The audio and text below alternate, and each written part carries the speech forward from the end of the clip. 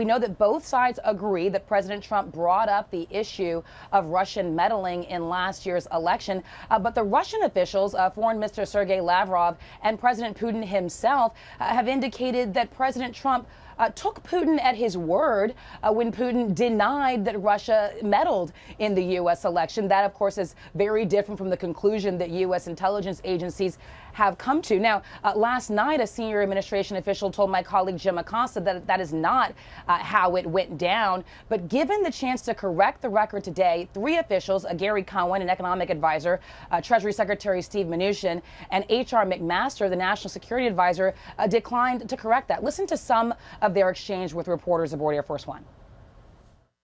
Vladimir Putin and Sergei Lavrov walked out of that bylaw yesterday and went out and they told people that President Trump had accepted their denial of election interference. Is that true? Let me just say, first of all, I think President Trump handled the meeting brilliantly.